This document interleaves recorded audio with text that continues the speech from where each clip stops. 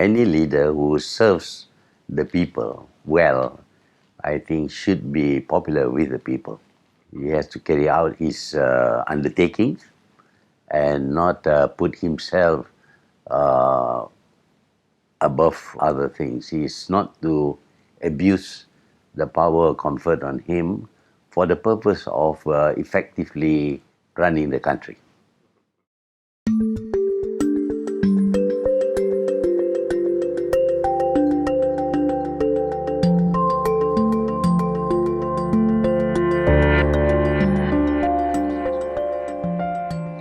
Well, this is a huge fund which was not actually sovereign wealth because it is borrowed money, and borrowed money cannot be considered as wealth.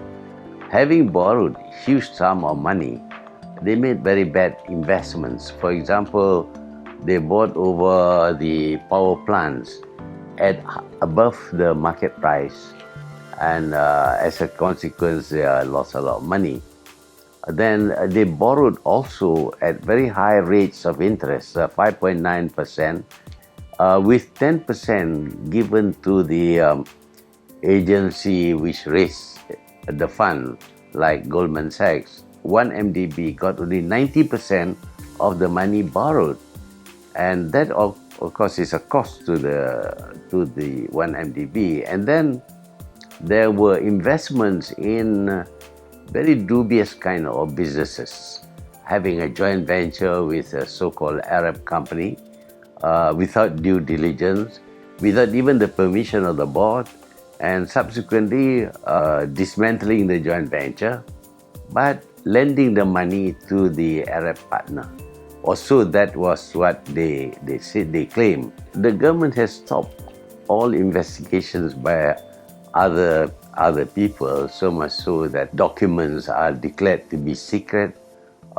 Findings made by the central bank, the anti-corruption commission, and even the auditor general documents are hidden from them, so that we cannot really trace where the money has gone to. The potentials of this country is still very good, but it requires good administration, good management of the economy and the politics of the country. If, of course, there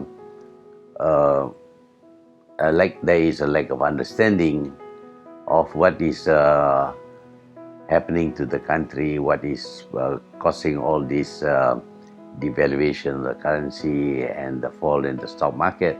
If you have good understanding, it is possible to do things which will cause the economy to recover.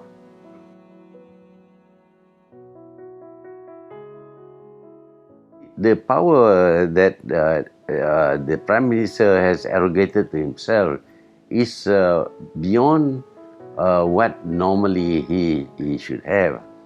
This, of course, will put people in fear of being arrested, and the government has already shown that it doesn't go according to set procedures. For example, when a report was made to the police about the misdeeds of the Prime Minister, the person making the report was questioned, detained, and subsequently charged in court.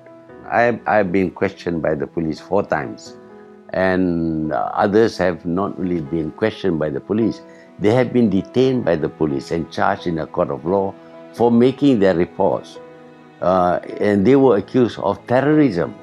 So people fear that a government like this might abuse this new law, which gives the government the right to detain people without trial, and if anything happens to the detainee, if, for example, he was killed, you cannot blame the people who arrested him.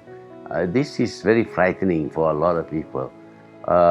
In any case, if at all there was a need for this law, this can be done through getting the king to announce that there is a state of emergency in any particular place or in the whole country, and there is a need for us to suspend the laws with regard to arrest and detention of people. It's already available, but this law gives transfers the power to declare emergency from the king to the prime minister. And the prime minister is, of course, regarded as is implicated in the loss of money by one MDB.